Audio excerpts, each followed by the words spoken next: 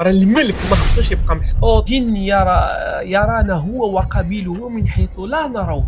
بلاتي عمرك فكرتي باللي آلة موسيقية قادة تقلب لك حياتك رأسا على عقب؟ بل أكثر من هاد الشيء أنها تقدر تخليك تدور في الزناقي كالحمق بسبب أنك كتجهل الطقوس باش أنك تعزف بديك الآلة والمراحل اللي خصك تدوز منها باش أنك تعزف ديك الآلة ما إلى آخره. هاد الشيء ما طراش لمحمد أو حماد أو سعيد، انما طرا لعبد ربي شخصيا. وفي هذه القصه ديال اليوم غنعاود لكم حكايتي كامله مع آلة الهجوج، كيفاش شريت الآلة وكيفاش تعلمت نعزف عليها وشنو ولا مطلوب مني من بعد إلى آخره.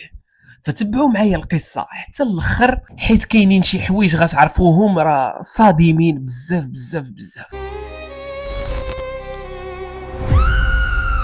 في الصيف ديال 2018 بحال كاع العائلات باركين كنتناقشوا فين غنمشيو، فين غنسافروا، فين غندوروا، فكلها كانت عنده وجهة نظر، شي كيقول الشمال، شي كيقول الجنوب، شي كيقول الشرق، شي كيقول الغرب.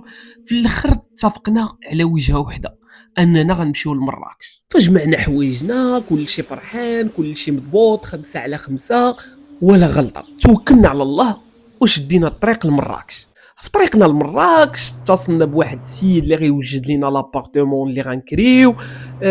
وصلنا لمراكش، لقينا السيد، كرينا لابارتمون، الامور مضبوطه ولا غلطه، كل شيء هو هذاك. فبحال كاع الناس اللي كيمشيو لمراكش، فبطبيعه الحال الصباح لا يمكن انك تدور في مراكش، فكنا كنخرجوا كنمشيو لاوريكا، مره سيتي فاطمه، مره مولاي ابراهيم، كل مره وفين كتلوحنا القدره. وطبعا في الليل كنخرجوا سواء الكيلي سواء الجامع الفناس، عطا الله البلايص في مراكش. فكنا كنخرجوا، مره كنتعشاو، مره نتغداو، مره هادي. راكم عارفين العائلات المغربيه ملي كيخرجوا راه الاغلبيه نفس السيستم. ففي واحد الليل قال لنا الوالد غنمشيو نتعشاو في جامع الفنا. هذاك الشيء اللي كان.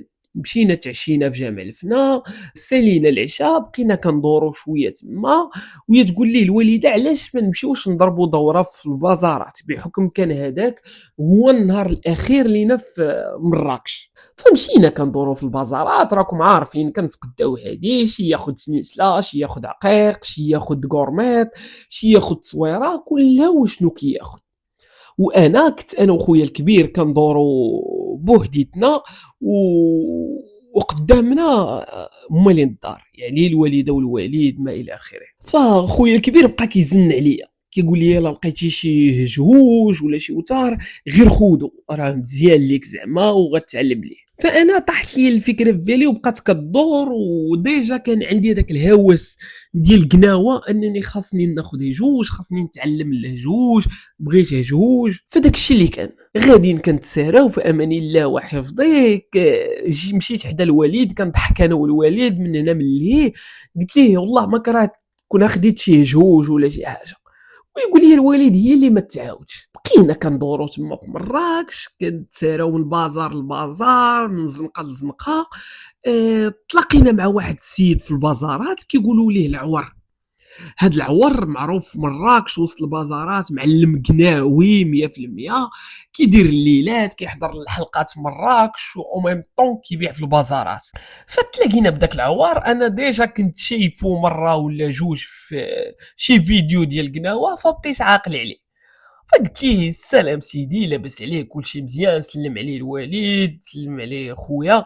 دخلنا للبازار كندورو بحال هكا، قال لنا خذوا شنو بغيتو، ولا الا قدرت نعاونكم قولوا لي الا بغيتو شي حاجه معينه. ويقول لي الوالد ما كرهش شي هجوج صغير للدري، ويقول ليه هدا راه عندي واحد الهجوج، انما داك الهجوج راه محفور. فانا ما كنتش ديك الساعه وحتى شي واحد فينا ما كان عارف هاد الكلمات المفتاحيه ديال القناوه، ديال ان هاد الهجوج راه محفور، هاد الهجوج راه من كرمه مسكونه، هاد الهجوج راه فايت 100 عام او فايت 50 عام او ما الى اخره.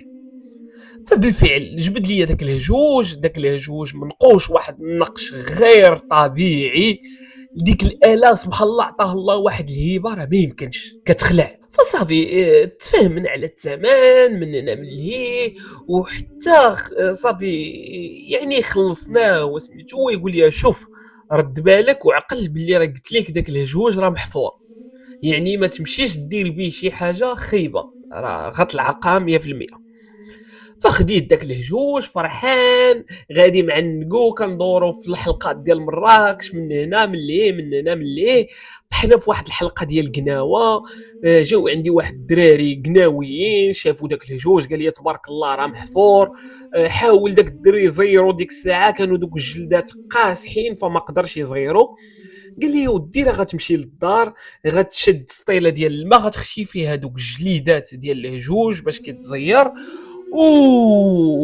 وخليهم في الماء حتى الغد ليه، ولا خليهم واحد 3 سوايع ولا 4 سوايع، ومن بعد حزمهم في ديك العماره وزير على الهجوج.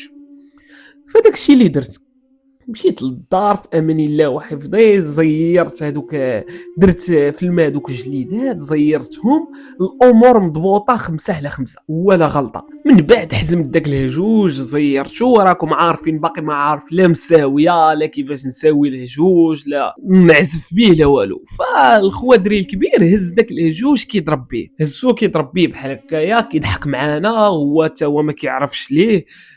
بقى كيضرب فيه واحد اللحظه ويحلو داك الهجوج من صبعه، واحد الجرحه غير طبيعيه. ديك الساعه ويهز داك الهجوج وحطو، وكنقسم لكم بالله الا كانت هذيك اخر مره غيعزف بها بالهجوج. فاحنا ما ديناهاش في ديك الجرحه، بقينا كنضحكوا وقلنا ليه واش انت عندك الصباع ديال الهجوج، هادشي كيبغي صباع قاصحين ما الى اخره. صافي وصلت ديك الجوج الصباح 3 كلشي نعس، الامور ساقله، كان كلشي كينعس في البيت الا انا وخويا الصغير كنا كنعسوا في واحد الصاله كبيره خاويه، والهجوج كنا حطيناه في واحد القنت بعيد في الصاله. ودابا غتبع معايا القصه مزيان، حيت هنا غتبدا عندنا المرحله الخطيره. فناعسين في امان الله وحفظي، ما جاناش نعاس، بقينا كلها شاد التليفون ديالو وناعسين. واحد اللحظه كنسمعوا الدندين ديال الهجوج، والذي لا رب سواه الا سمعنا الهجوج كيتكلم. فالخوادري الصغير في الاول ما قد يقول لي حتى شي كلمه، بقى ساكت بقى ساكت. انا سمعت عرقت، خشيت تخيل معايا الصهد وخشيت تحت مانطا ومخلوع وعرقانين. فبقى واحد شويه عاوتاني وحنا نسمعوا الهجوج كيعزف. فاخويا الصغير ما قدش انه يتحمل ويقول لي واش سمعتي الهجوج كيعزف؟ انا راه سمعت الهجوج كيعزف. قلت لي رانا سمعته، غير قول اعوذ بالله من الشيطان الرجيم ونعس. فبقى كيترعد ليا تما وانا مخلوع حتى انايا. بقينا بحال هكاك، تخيل معايا وسط داك الصهد والعرق والحراره ديال مراكش حتى اذن الفجر. داك الفجر حتى ملي سمعناه بواحد الطريقه مخربقه مع الخلعه ولا ما عرفتش شنو هو، المهم ما سمعناش مزيان. فصافي صبح علينا الصباح، جمعنا حوايجنا غنمشيو للدار، وحتى شي واحد فينا ما قد يقول اننا راه سمعنا الهجوج كيتكلم. فوصلنا الكازا، كلشي الامور مضبوطه، تفرقنا الله يعاون الله يعاون، كلشي مشى لدارو. حنا بديك الساعه حتى واحد ما مجواش، حتى شي واحد ما سمعتو. فمشينا مع الوالدين للدار ديالنا، مشينا دازت شي يومين ولا 3 ايام فجا رمضان. انا يا عقلي ديك الساعه كيقول لي دابا الجنون مسدودين وتقدر تعزف اي طرح بغيتي، ما تخاف من حتى شي حاجه. وانا ما كنت عارف ان الكارثه راه غتوقع من بعد. فبالفعل شديت داك الهجوج كنعزف به مره هكا مره هكا حتى تعلمت الطروحه الكبار. ومني كنقولوا الطروحه الكبار فوليت كنضرب فتوح الرحبه، وليت كنضرب لاله عيشه، وليت كنضرب ميره، وليت كنضرب بزاف ديال الطروحه اللي كبار عليا بزاف، لدرجه انني تلاحيت حتى الطروحه ديال اليهود وتلاحيت الموسويين. الناس ديال قناوه راه عارفين الخطوره ديال هاد الطروحه. فبديت كنعزف كنريح بوحدي في الصاله. خويا الصغير كنا خدينا ليه واحد القريقبات صغار ولا كيريح حدايا كيعزف معايا كيضرب معايا عماره. ف كلشي كيتعجب او كيفاش تعلمتي هاد الهجوج بين ليله وضحاها ودغيا وزعما وما جاكش صعيب والناس كيقولوا راه صعيب فانا فرحان ديك الساعه وما عارفش شنو غيوقع ليا من بعد. ففات رمضان لاز العيد ولينا كنخرجوا مره هكا كنديه معايا ملي كنكون مع الدراري ديال عيساوه، مره كنخرج جيت البحر مع الدراري، مره كنا ديك الساعه كنريحوا في ياسمينه كنجبد ليه جوج. فالامور حتى لهنا مضبوطه وانا فرحان وما طاري حتى شي حاجه. اراك ليا واحد النهار كانت مريحه معنا واحد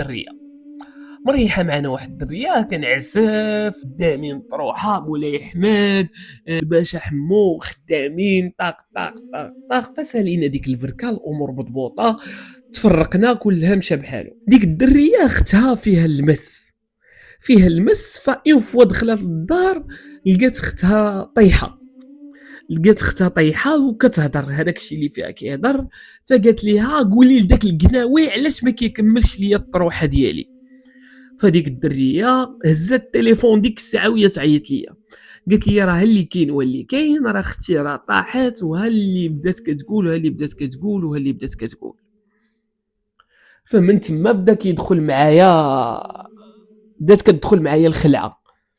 فبقيت كنفكر من هنا اش غندير ربي اش غندير. ف من بعد ما بقيتش ديتها في ديك الهضره وكملت في طريقي فكنحس براسي انني نهار على نهار غير طبيعي لدرجه انه كانوا عندي الامتحانات في الكليه وليت ما كنقدرش نحفظ. كنكون عادي طبيعي كنهز الكتاب كيجيني واحد الفشل واحد النعاس واحد ترخيه راه ما يمكنش. فقلت زقا هادشي راه ماشي طبيعي وهادشي كيتزاد. فبقينا بحال هكاك نهار على نهار. واحد النهار جات عندي واحد بنت خالتي لقاتني كنعزف بالهجوج في البيت كانت كتشطب لينا. فشدات ديك الكراطه وبدات كتشطح بها بحال هكايا على الانغام ديال الهجوج. واحد اللحظه اكتشفت على انها طاحت فما شدتني لا خل على والو بقيت خدام بديك الهجوج وهي بدات كتسرح في ديك الجدبه ديالها وسميتو. فمن بعد تزاد عليا الحال انا شخصيا فواحد النهار طاحت هذيك بنت خالتي وهي تقول لهم باللي راه الدري راه تعلم مزيان داك الهجوج دونك ولا خصو يدير لينا الطقوس ديالنا ولينا باغينا الليله ديالنا والذبيحه ديالنا وما الى اخره. او ما يمكنش انا شداني لهذا الشيء. انا شريت الهجوج كهوايه بغيت نتعلم ليه. فمن ديك اللحظه وانا كنحس بشي حاجه شانقع ليا في عنقي شي حاجه شاداني شي حاجه وليت معصب ما باغي ندير والو وليت مرخي. فقلت ازكا غنبقى بحال هكا راه لا يجوز. فمشيت درت الرقيه الشرعيه حكيت للراقي شنو كاين وشنو كاين. فقال لي باللي انت ملي كتكون كتعزف بالهجوج فكيضروا بك ارواح انت كاع ما كتشوفهم. وبالفعل الا جينا نفكروا بها عقلانيا ودينيا وقرانيا فالجن يرانا هو وقبيله من حيث لا نروه. يعني هما كيشوفونا من واحد البلاصه اللي حنا ما كنشوفوهمش فيها وما كنعرفوهمش واش كاينين ولا لا.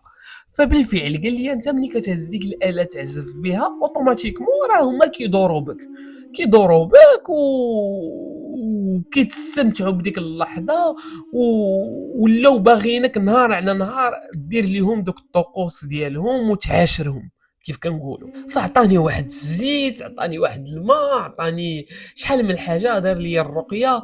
فبقيت نهار على نهار مواظب على هذاك التريتمون اللي عطاني كامل وما بقيتش كنقرب للهجوج مع العلم ان عقلي كيتحكم فيه شي حاجه كتقول لي سير هز داك الهجوج عزف فيه ما تخليش محطوط راه الملك ما خصوش يبقى محطوط ما الى اخره. فقررت على انني نبيع داك الهجوج ما نخليش عندي. فلحتو في الماركت بليس دزت شهر ما تباعش شهرين ما تباعش. في كل مره كنحيد لانونس كنعاود نحطها كنحيدها نعاود نحطها حتى لواحد النهار غيكونتاكتيني واحد المعلم مع الجوج ديال الصباح. فصيفط لي ميساج قال لي شحال من هنا شحال من لهيه قلت ليه غير جي خودو باش اللي عطيتيني. فجا عندي هذاك المعلم دات شي نص ساعه المكانه جا عندي مع ديك الجوج ونص 3 ديال الصباح.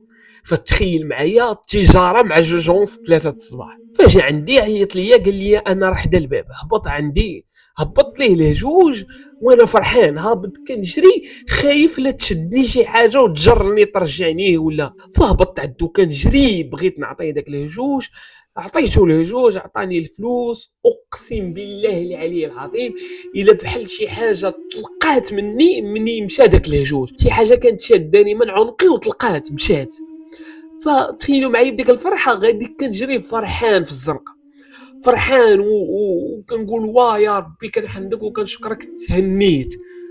تهنيت. فمني طلعت كنعاود لمالي الدار هادشي الصباح كنقول لهم راه اللي طرا واللي طرا، راه حسيت بحال شي حاجه طلقات مني وبحال شي حاجه كانت حاكماني في عقلي وفي ذاتي كامله. فمن تما حرمت انني نتصنت لقناوه ولا نتفرج في قناوه ولا نعاشر قناوه ولا نشري شي جهوج ولا ندير شي حاجه من هذا القبيل اللي انا ما قادش عليها صراحه. يعني المغزى من هذه القصه ان قبل ما تشري اي اله فخصك تعرف المغزى ديالها، خصوصا اذا كانت اله روحانيه. فالهجوج المحفور هو واحد الآلة موسيقية كتكون من واحد الكرمة فايت 40 عام، وديك الكرمة كتكون مسكونة بالجن. وحنا عارفين باللي أن كيف ما الإنس كاين فالجن كاين، وما خلقت الجن والإنس إلا ليعبدون. كانت هذه هي القصه ديالنا ديال اليوم. ما تنساوش ديروا لايك سبسكرايب، تخليو لينا شي كومونتير زوين ودعمونا من اجل البقاء فهاد الشيء كامل كنديروه على قبلكم. فما تبخلوش علينا بالجيمات ديالكم ولي كومونتير ديالكم، حيت بيكم باش كنزيدوا لقدام. ونتلاقاو في قصه جديده ان شاء الله. الله يعاونكم والى قصه مقبله.